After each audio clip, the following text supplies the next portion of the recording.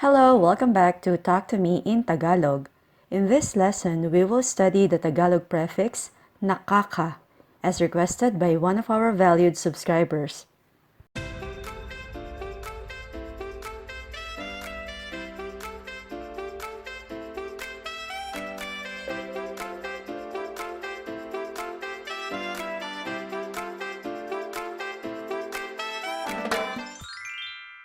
So let's learn how nakaka is used to form new Tagalog words when it is placed before Filipino root words. Nakaka is an adjectival prefix that indicates something or someone causes or produces what the root word says. I'll tell you more about it in a while. The new word that is formed by combining nakaka plus root word usually describes a person's feeling or emotion which is caused or triggered by someone or something. Here's one simple example. The root word lasing means drunk. But if you add the prefix nakaka before lasing, a new word or adjective is formed. Nakakalasing. Nakakalasing. The word nakakalasing means intoxicating or something that causes intoxication. Let's use it in a sentence. Nakakalasing ang alak. Nakakalasing ang alak. Ang means the and alak is liquor. So this sentence means that liquor is intoxicating. To help you understand the concept of nakaka plus lasing, let's look at the literal translation of this sentence. Alak or liquor is causing intoxication. Nakakalasing ang alak.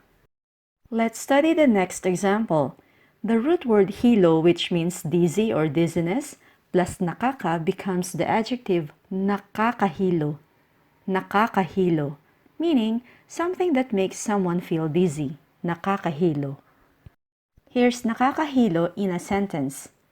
Nakakahilo ang insecticide. Nakakahilo ang insecticide. I'm sure that you have already guessed what this sentence means. Insecticide makes someone feel dizzy, but the literal translation is insecticide causes dizziness. Nakakahilo ang insecticide. Our next example is the root word lungkot, meaning sad or sadness. If we add nakaka, it will become nakakalungkot. Nakakalungkot, which means something that causes sadness. Nakakalungkot ang pagkamatay ng lolo niya. Nakakalungkot ang pagkamatay ng lolo niya. Pagkamatay is death, lolo is grandfather, and niya means his. Nakakalungkot ang pagkamatay ng lolo niya. His grandfather's death is sad, but the literal translation is, the death of his grandfather causes sadness. Our next Tagalog adjective is nakakainis. Nakakainis, and it is from the combination of the prefix nakaka plus the root word inis, which means annoyance. So the word nakakainis is someone or something that causes irritation or annoyance. Nakakainis. Nakakainis si Rachel. Nakakainis si Rachel, meaning Rachel is irritating. But the literal translation is Rachel is causing irritation. Nakakainis si Rachel. Nakakabahala. Nakakabahala, meaning something that causes someone to feel worried or disturbed. Nakakabahala.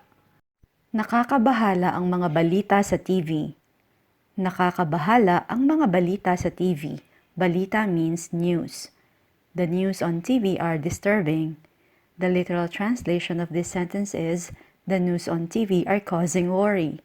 Nakakabahala ang mga balita sa TV. Our next adjective is nakakagutom.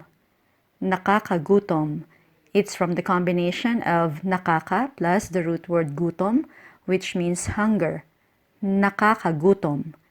This word means something that causes someone to feel hungry. Nakakagutom. Nakakagutom ang amoy ng chicken barbecue. Nakakagutom ang amoy ng chicken barbecue. Amoy means smell and nang is of. Nakakagutom ang amoy ng chicken barbecue. The smell of chicken barbecue makes one hungry. And the literal translation is, the smell of chicken barbecue causes one to feel hungry. Nakakataba. Nakakataba. From nakaka plus the word taba, meaning fat. Nakakataba. Something that causes weight gain. Nakakataba. Nakakataba ang pagkain ng marami. Nakakataba ang pagkain ng marami. The word pagkain when used as a noun means food, but if it's a gerund, it means eating. Marami is many or a lot. Nakakataba ang pagkain ng marami. Eating a lot makes one fat. Literal translation is, eating a lot causes weight gain. Here's the sentence pattern that you may use as a guide when constructing Tagalog sentences with nakaka. Adjective nakaka, followed by a Tagalog marker, then by the person or object that causes or triggers the adjective, plus the rest of the sentence. Let's review the previous examples that you learned. Nakakalasing is our adjective, and it's followed by the Tagalog marker ang for singular inanimate object alak. Nakakalasing ang alak. Our next sentence is, nakakainis si Rachel, sabi ni Ryan. Nakakainis is our adjective. It is followed by the Tagalog marker si for the person Rachel, and the rest of the sentence which is sabi ni Ryan, meaning according to Ryan. Nakakainis si Rachel, sabi ni Ryan. Nakakahilo ang insecticide. Adjective is nakakahilo, followed by the marker ang because insecticide is also an inanimate object. Nakakahilo ang insecticide. Nakakabahala ang mga balita sa TV. As you can see, our adjective is nakakabahala. It is followed by the marker ang mga because it is followed by the plural noun balita or news. And the rest of the sentence is sa TV. Nakakabahala ang mga balita sa TV. Next we have, nakakataba ang pagkain ng marami. As you can see, it also follows our simple sentence pattern. Adjective, marker, cause, plus the rest of the sentence. Here are some more nakaka-adjectives to increase your Filipino vocabulary. Nakakatuwa. Nakakatuwa, meaning someone or something that causes or brings happiness or delight. For example, nakakatuwa ang mga ibon. Nakakatuwa ang mga ibon, meaning birds are delightful. Nakakatawa. Nakakatawa, meaning something that causes laughter. Example, nakakatawa maglakad si Ray. Nakakatawa maglakad si Ray, meaning the way Ray walks is funny. Nakakaantok. Nakakaantok, meaning something that causes sleepiness. Example, nakakaantok ang ininom kong gamot. Nakakaantok ang ininom kong gamot, meaning the medicine that I took makes me sleepy. Nakakalula. Nakakalula, meaning something that causes dizziness from height. Example, nakakalula sa tuktok ng Eiffel Tower. Nakakalula sa tuktok ng Eiffel Tower, meaning being at the top of the Eiffel Tower makes one feel dizzy. Nakakanerbiyos. Nakakanerbiyos, meaning something that causes nervousness. For example, nakakanerbiyos magsalita sa harap ng maraming tao. Nakakanerbiyos magsalita sa harap ng maraming tao. Speaking in front of many people makes one nervous. Nakakamatay. Nakakamatay, meaning fatal or something that causes death. For example, minsan nakakamatay ang pagkain ng puffer fish. Minsan nakakamatay ang pagkain ng puffer fish. Sometimes, eating a puffer fish leads to death. Nakakahawa. Nakakahawa, meaning contagious. Nakakahawa ang polio ayon sa mga doktor. Nakakahawa ang polio ayon sa mga doktor. Polio is contagious according to the doctors. Nakakabagot. Nakakabagot, meaning something that causes boredom.